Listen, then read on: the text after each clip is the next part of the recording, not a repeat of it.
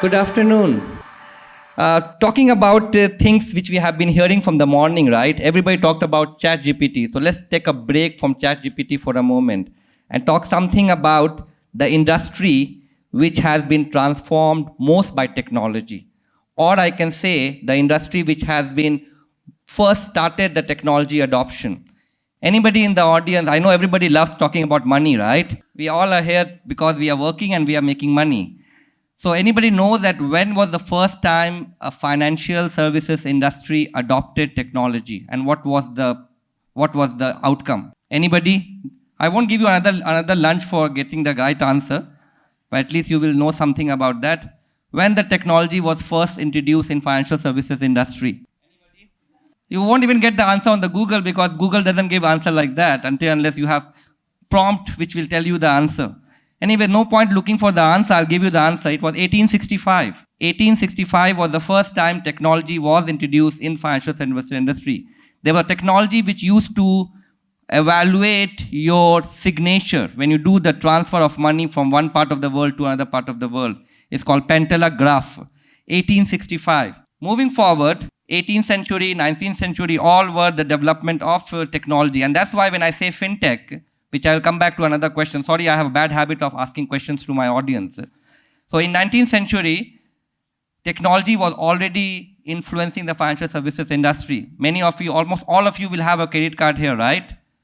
Yes? Do you know when was the credit card launched? Or which was the first credit card company in the world? If you get it right, I will ask the company to send a card to you.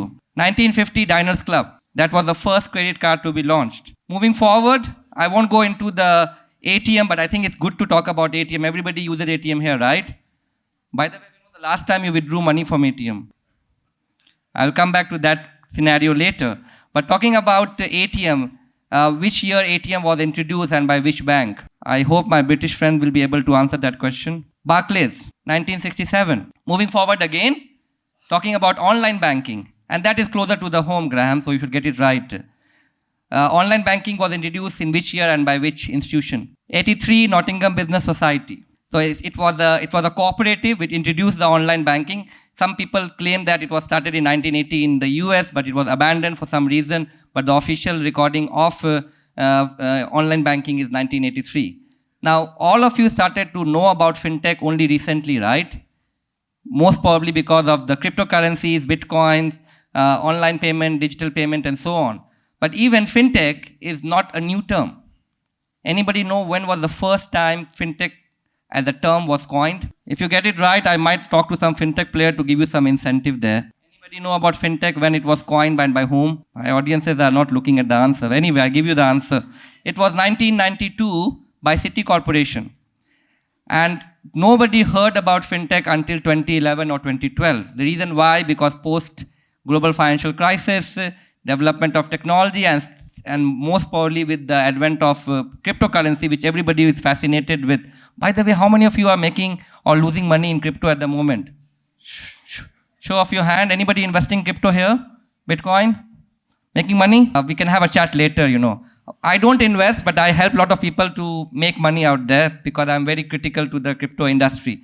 But again, talking about that, the reason why I gave you the background is to see how technology has evolved financial services industries. Over 240 years of history there, and it is still keep on growing. And it is one sector which is on the move all the time. While we are talking, there are some models being developed which is going to help your financial journey more easy.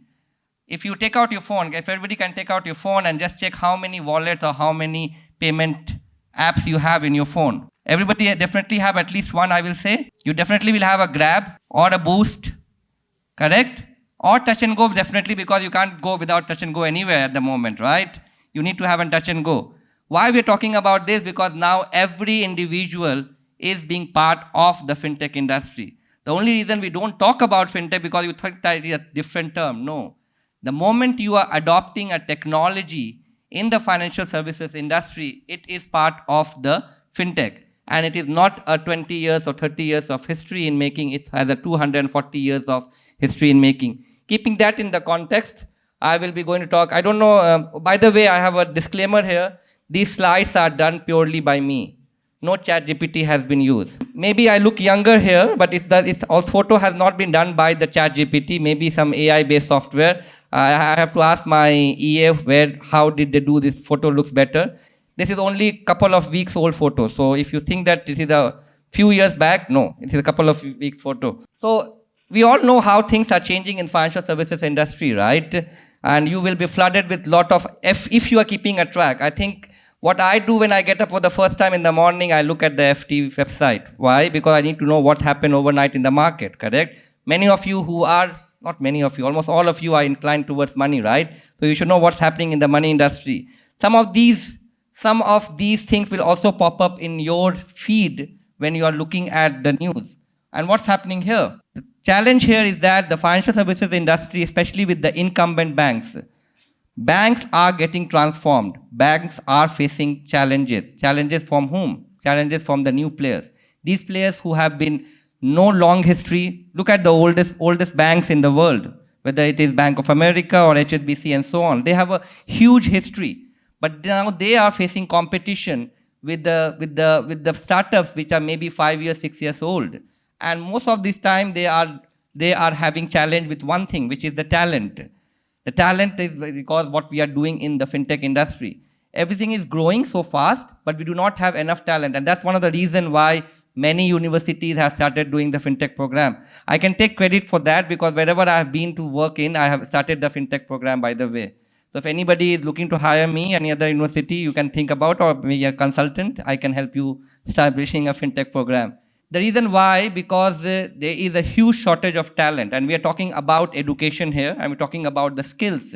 When we talk about a general finance or banking thing, we still teach very traditional thing, talking about the banking, financing, lending, deposits, asset management, and so on. But this is now how the finance is being done on a daily basis. Now I'll try to quickly take you through that journey in a short while. So I did talk about what is fintech, and this is basically nothing but a combination of the two words. Many times if you see fintech, people write F-I-N with a small T-E-C-H. That's the wrong way of writing fintech. The correct way of writing fintech is with the capital T, because it's a combination of two words, finance and technology. And that's why it got its name of financial technology. Now, any technology which I gave you the background, all the way from using an ATM or using an online banking to using any of the apps in your mobile phone, will consider to be a fintech. Now, this particular slide is the whole gist of what I can teach in 12 weeks of a program. So imagine if I have to compress that in 5 to 10 minutes. It's so difficult job, right?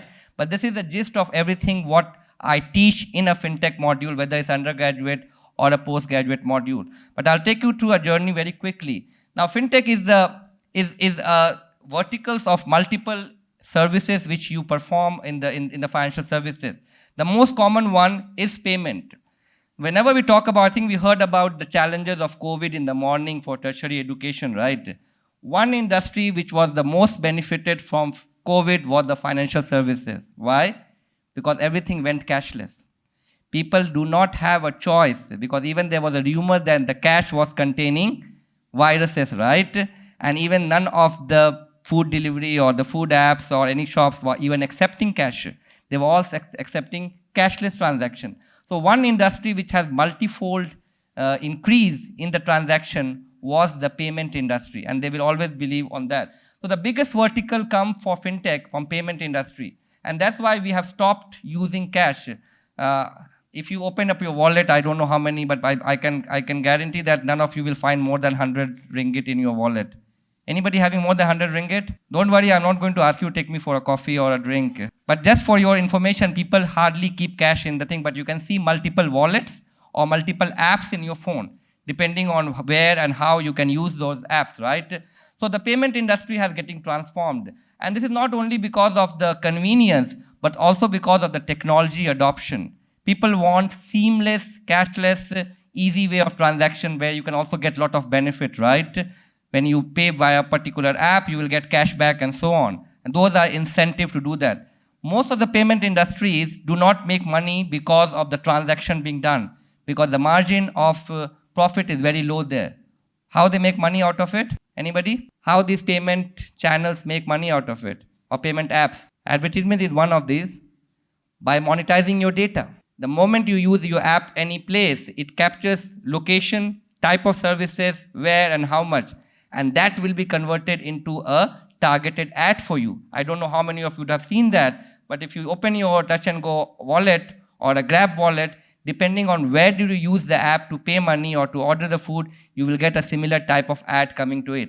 That is driven by the AI, and unfortunately we are talking about AI this morning, right? So how AI comes into picture?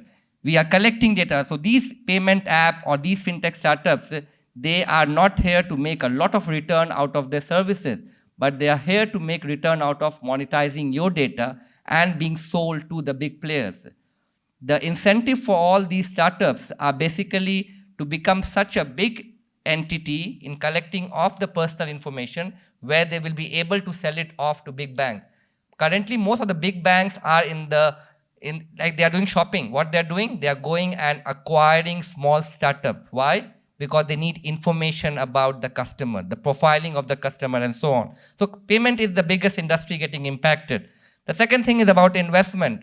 I just had a show of hand how many of you are investing into crypto. It's good to see that only few people are doing that, because if you have not invested in crypto in 2011, this is not the right time to invest. And if you are not investing into Bitcoin, you are still safe. There are more than 1,300 cryptos out there. So if you want to invest, do not only invest in Bitcoin. Okay, I'm not going to give you hints here. But again, talking about investment domain has changed. Looking at the stock market, looking at the fixed asset, now investment is going into NFT. Did anybody invested into NFTs? I remember talking about NFT a few years back, one of the biggest scam on the earth. People bought things for 1 million, which is not even valued 10 ringgit at the moment. NFT did not have any. NFT means non-fungible tokens. You monetize the asset, whether it is an art or anything. Even Elon Musk's first tweet was monetized for some millions of dollars, which has no value at the moment, especially there's no more Twitter, right? It became X. I don't know what will become Y or Z later on. The second one is your investment portfolio. The third one is the advisory. Again, going back to the theme of the conference which we're talking about. Now, advisory is also becoming too personalized. Personalized in the sense that everybody in this room will have a different risk and return appetite, right? How many of you are very active risk takers? Show your hand. How many of you are risk taker? Risk taker means you are going to invest into asset which is very volatile. One day you get 100% return, second day you are getting negative 20%. Anybody here risk taker? I think most of the academics are not risk taker, you know. If you were risk taker, you would never be in the academics. You would be in corporation. See, that one thing we have a common thoughts about it. But anyways, how many of you are risk averse in that sense? If you're not risk taker, you become risk averse, right? But that's not the case. So depending on the individual profile, individual risk and return appetite, again, the advisory, which is we can call robo-advisory, can be based on the personalized use of the financial services. And a lot of companies, especially for high net worth individuals, these companies are investing into that. Second thing is the insurance. I think insurance is also getting technology adoption. A lot of people knows about that you are paying a same amount of premium for similar type of cars, maybe, right? But not all of you may be a good driver or a bad driver, correct? So again, data might be collected. Most of these cars are technology enabled. They collect information. Are you a good driver? Do you have any parking tickets, or do you have any negative points on the road? Even the data-driven technology can give you the insurance as you need, and it can be customized. So technology is also influencing the insurance industry. And all these things are happening about the big data, which I talked about. It's all about data, right? So whenever you are using things for free, or somebody is asking you to download an app, don't think it's free. They are capturing your data, and that data is a lot of money. The most amount of lawsuit is against Google, right? And the biggest amount of fine is being paid by Google for the EU GDPR is because of the data privacy. So data is the biggest thing what we all are holding here. So please do not share your data free of cost. You should charge money for it, right? So next time, instead of they telling you free, you said that you are paying for it. Financing, again, we are not anymore into the traditional way of financing. Most of you would have a car loan here or a house loan, correct? You don't have to go to the banks all the time. There are now non-banking players, which can be crowdfunding, which can be peer-to-peer financing, and any other technology-driven financing. So financing is no more taking the traditional way of doing it. Again, a good thing is that about fintech is it is giving a lot of competition to the incumbents. So do not restrict yourself with getting a very expensive loan, for example. Look for alternative. Fintech can be also considered as the alternative finance. Why? Because this is giving you an opportunity to invest, take services, pay, use, advisory, so on from the different channels compared to what we used to have in the banking. These are some of the big ones. One thing which I do encourage my students to go and look into starting a new platform or new app. But almost 85 to 90% of the fintech app or any startup fails in the market. They will not have a shelf life more than 3 to 4 years. The reason why? Because they are not pure, and there are a lot of competition.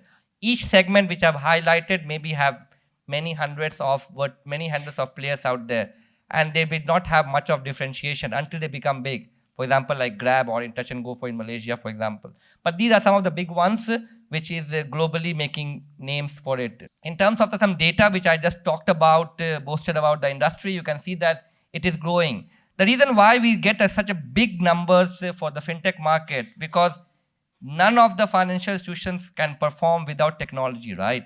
So even though there will be a fintech line of entities there, even the incumbent banks will be also investing into technology. And when it comes to investment, you can see how huge it is.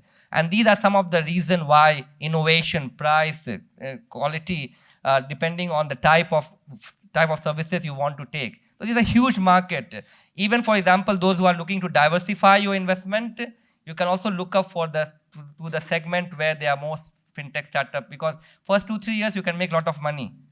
Oops, I'm giving you a lot of investment tips for free, Maybe those who are making money can later see me after the session, I can give you more tips on that. Now, coming back closer to the home, I think Malaysia is still in an evolving stage. Malaysia is not as big compared to fintech market. One reason because of the population, and second thing is about the awareness. A lot of people do not know about fintech or how they can better use of fintech. But this is still growing, and you can see that the biggest change is basically in internet banking or the e-money. As I told you earlier, COVID was influencing the market because of the cashless transaction. That has grown up big.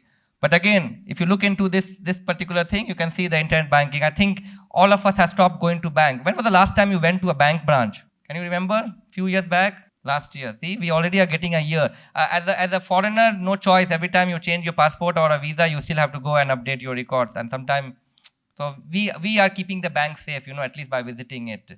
Malaysians need to step up and need to visit bank as well, just to say hand to them, The number of branches has gone down because they look at the footprints to each branch. So if you want to help your relatives who are working in the banks, you want to preserve the job, please start visiting banks, Otherwise, it will be a gone entity. I'm not saying banks will die, but definitely the importance of banks are getting reduced. But that is good thing. It leads to innovations happening in the industry as well. So you can see the changes here. This is recent data, which is talking about the e-wallet transaction, and this is the biggest driver in Malaysia. I think it is also because everything is tagged to your Touch and Go or Grab, for example, and the usage has increased. But this one can see how big the industry is growing on a year-to-year basis. This is the data only published 2 weeks back. This is based on 2022 compilation of the activities in the market. This is the overall landscape. I don't know how many. I know you can figure out Touch and Go or wallet, but please see that you are not only looking into payment, you are looking into remittance, data, marketplace, property tech, wallet, lending, digital bank. This is going to be the biggest change maker in the next 1 or 2 years. We have given 6 licenses to the banks, and they will be operationalized by next year. So you will have more opportunities to work with the digital banks. Digital banks have no physical presence. They are completely on cloud. Anybody here using any digital bank globally? Anybody has Wise bank card? Revolut, N26, Monzo, these are some of the big names. So Malaysia will join the league once the digital banks are operationalized next year. Now, I think I talked some of the things earlier, but what is the reason behind these development? The reason behind this development is all going back to one thing, is the customer experience. All of us want fast, seamless, cheaper, transaction, right? Nobody want to pay hectic amount of money. I don't know how many of you used to go through Western Union, money sending or collection, or go to a bank, fill up a lot of form to do a swift transfer from Malaysia to Europe or to US or to Australia and so on. But now you can do the transaction just with the click, maybe within few minutes or within few seconds as well. So one thing is the customer experience. Second thing is also looking into the market pressure. So whenever you have innovation, the challenging part is why some banks have closed down or some banks are facing the pressure because they are not innovative enough. We have been talking about innovation in education, right? The same thing happens in the financial industry. If you want it to be agile, if you want to be sustainable, it needs to be innovative. A lot of banks can't do that because they have a traditional model of doing it. Those who are surviving or those who have a future, they are already adopting to it and they are being very agile and they are looking into the changing their behavior or the activity. The other thing is the data.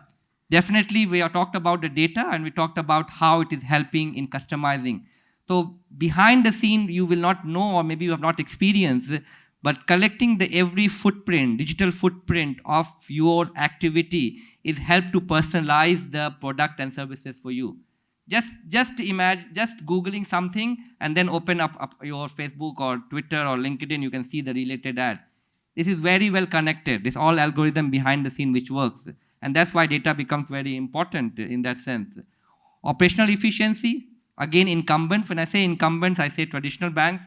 They are not very efficient, the cost per service. The reason why some of the traditional banks are expensive, you know why? Because they charges the money for every services they provided to you. And if the services is going to be costly, the cost will be passed on to the customer, right? So sometimes you don't understand the whole logic why product is expensive to a customer. Because if they do not have an efficient service, they will be passing on the costly service to the customer. And that's what you should demand. At the moment, you should not be running after the bank should be running after you. So whenever you are going for any financial services, make sure you have the consumer power. This is one industry where you can definitely demand and get the thing done. It's very competitive market out there, so look for the best opportunity there.